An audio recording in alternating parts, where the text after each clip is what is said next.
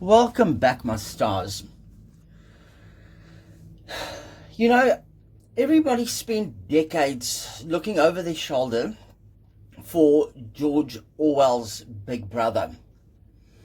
And how this reading came about is I've just been hearing a lot of the Orwellian comparisons and stuff being drawn to 2026 and 2025, etc., etc. But just looking at it, we weren't actually waiting for, I would say, the secret police or for in their grey uniforms. But looking at 2026, we have to be honest. And the reality is much weirder than what the book is.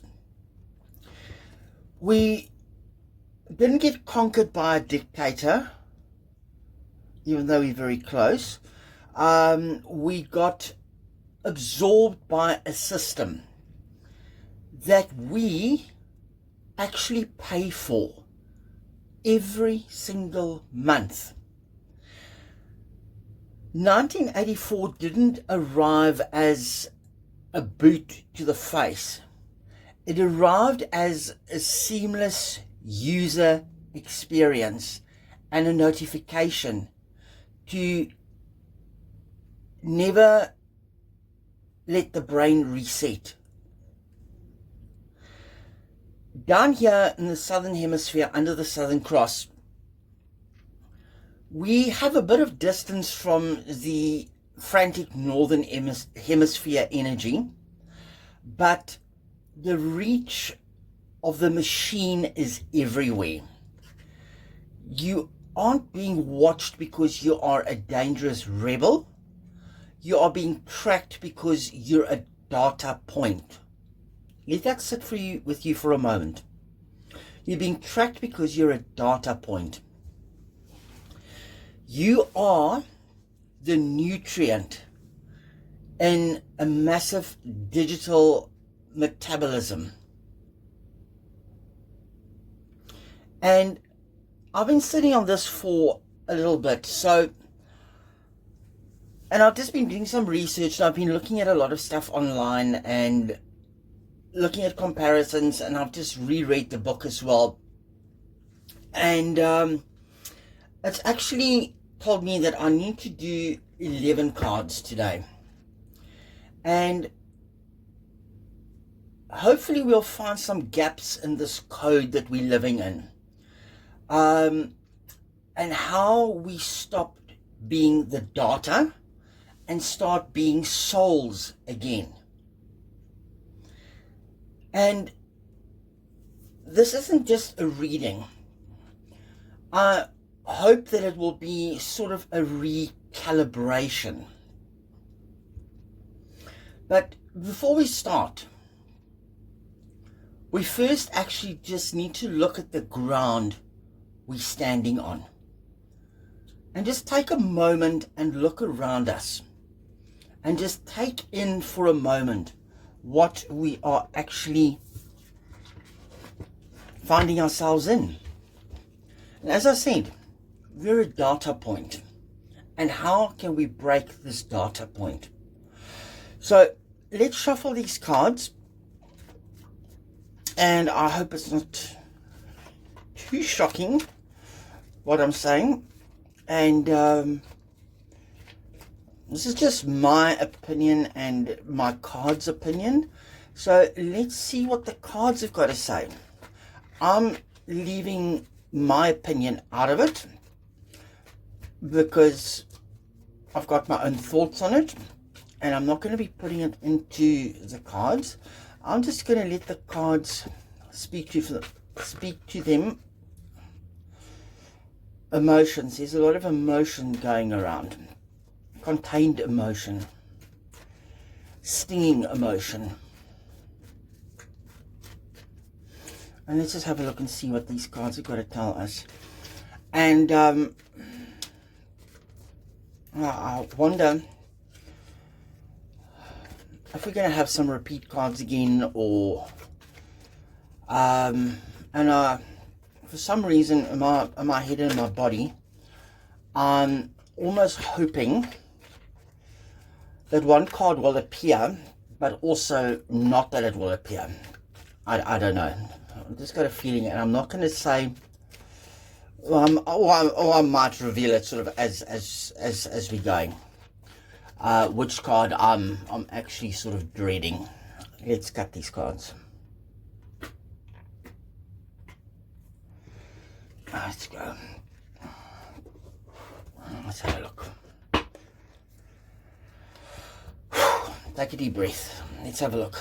The even card spread. I'll start with the first 5 cards, and then I will move from there.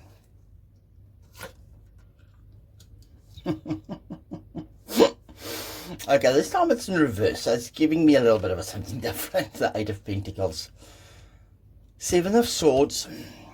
Showed up in other readings. Okay, Hierophant. Cards are definitely listening. The Moon. Upright. Ah, 2 of Wands. Let me just shift this over so I can just a little bit of a better, make sure everything is in. Okay. I'm just going to put these aside, and then we'll go from there. These 8 of Pentacles in reverse.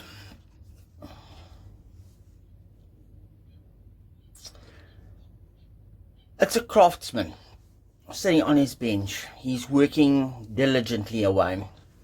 But this is telling me that it is almost, I want to say, the death of the craftsman.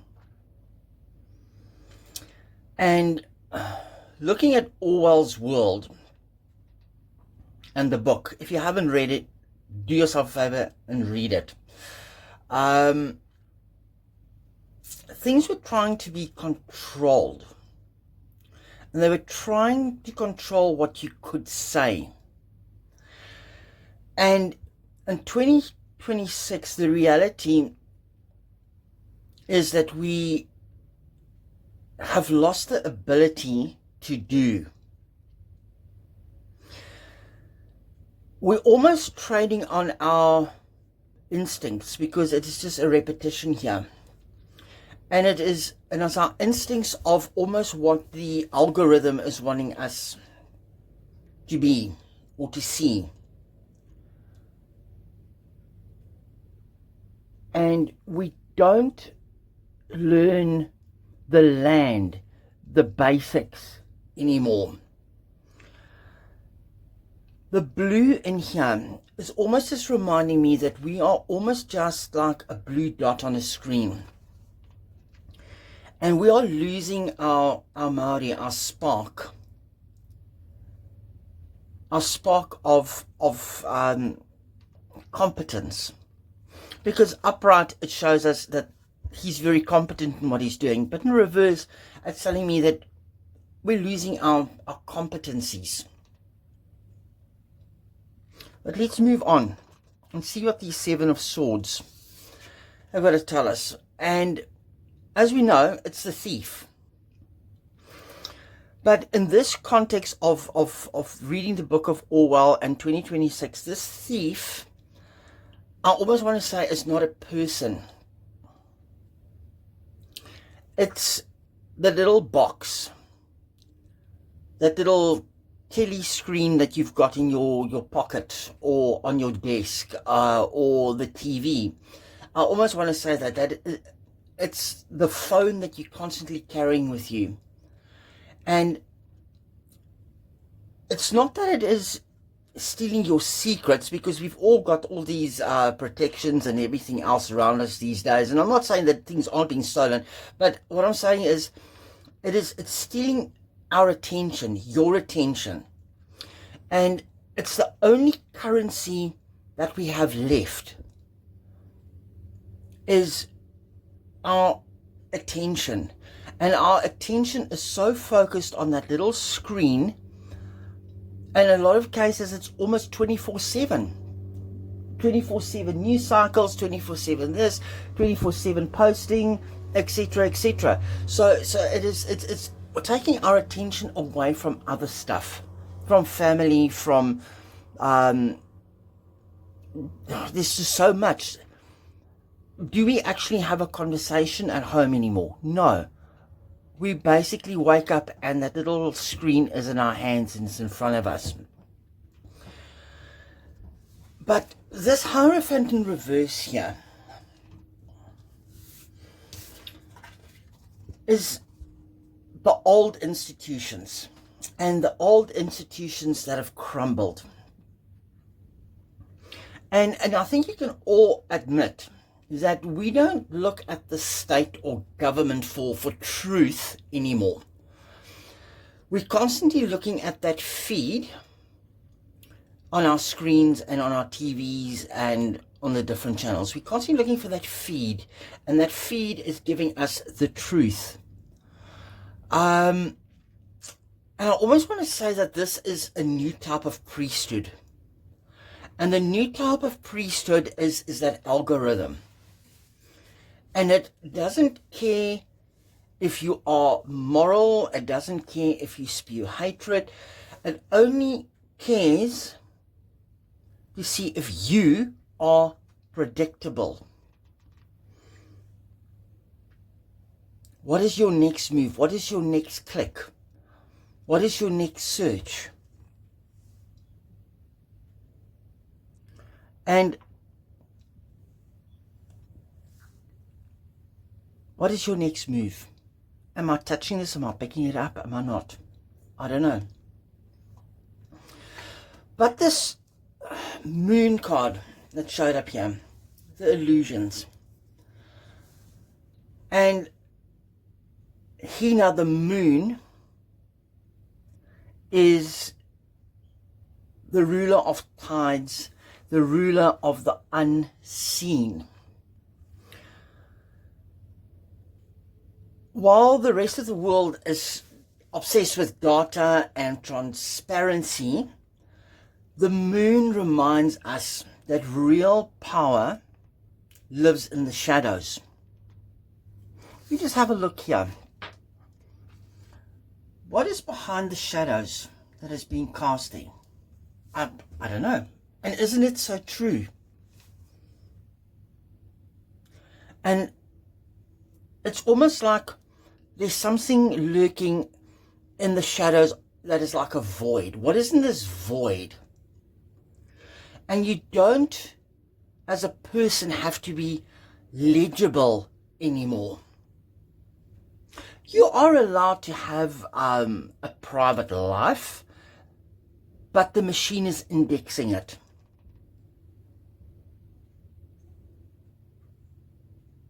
Even in your private life, everything is being indexed. Everything is being run by an algorithm. And there's something happening in the dark. But the moon rules the tides.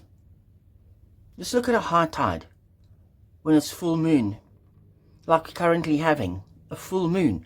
And this is also very apt that this card is coming in with the full moon that we are seeing at the moment. These Two of Wands,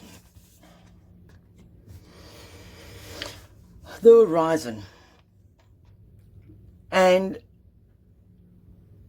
it is almost like it's looking at what the elders' perspective could have been. Because if we know, back in the day, it was the seers, it was the manifestors, it was the heretics that used to look at things from a different angle and look at the horizon and look beyond the horizon. It's almost like it's an elder's perspective, and it's telling us to look past something. Look here, he's holding the globe in his hands here. And it is almost reminding me that we need to look past that little square screen that we hold in our hand every single day. And that we still have sovereignty in 2026. And it is about fighting the system. It is about standing on your own patch of earth, your own terra firma.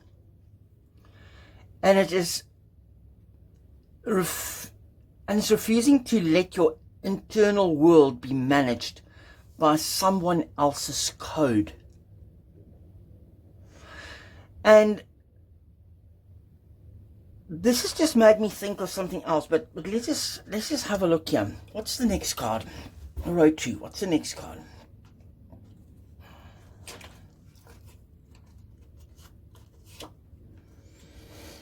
Nine of Swords. Temperance in reverse. Queen of Pentacles upright. Again, the Queen of Pentacles is showing up. Let's have a look here. Okay. This Nine of Swords here. If you haven't read the book, I'm not going to spoil it, but it almost reminds me of Room 101 of the modern age. And it isn't a torture chamber. This Nine of Swords is that 3 a.m. anxiety that the system feeds on. And the party wins by keeping you in a state of that 2-minute hate. But in the 24/7 cycles that we're in now, you are forced to have an opinion on everything, to be outraged by everything. And it's so true. How quickly and how easily are we triggered by something? Then there's Temperance here in reverse. And it's telling us that things are completely out of balance. Things are polarized. It is, and the polarization isn't an accident. It is engagement strategy. Everything feels out of sync. Nothing feels balanced.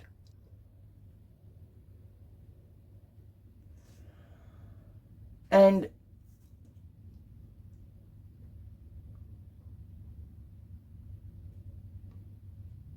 this Queen of Pentacles here is reminding me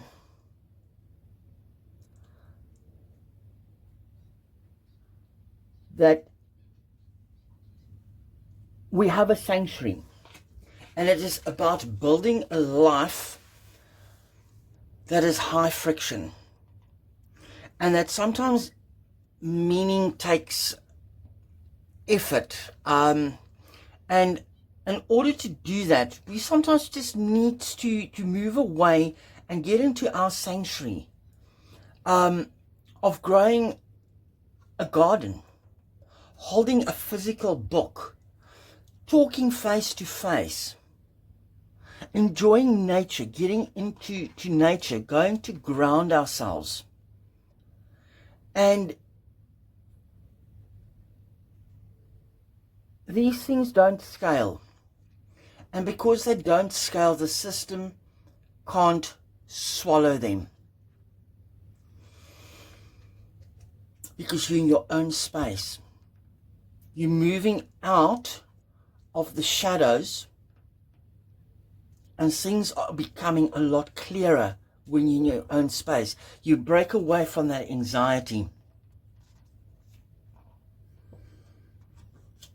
Ace of Swords. Ace of Swords is the absolute truth, the cold, hard truth. We have to stop lying to ourselves. This is just how it is. But we have to cut through this newspeak, this continuous flow of news in 2026. We've got to cut through what is controlling us. The World in reverse. It's normally a card of completion, but in this instance it's It's upside down. The cycle is broken. The system wants you to think the story is over and that you are just a user of everything until you die. But there is definitely a gap in this whole thing. Justice showed up again. Look at all the feminine energy here again. Justice is telling us that we need to take that sword. Look how the swords are in the same direction. We need to take the sword and make a clear cut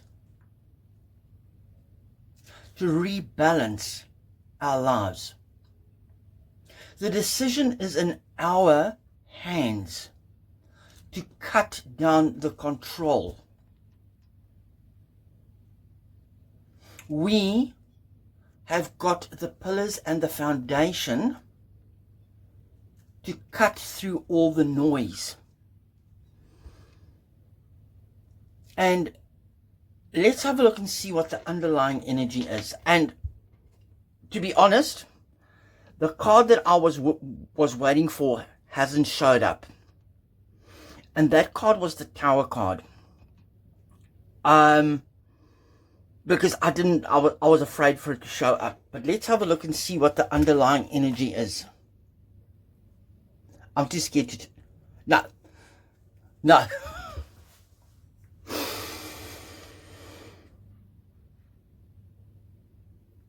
Okay.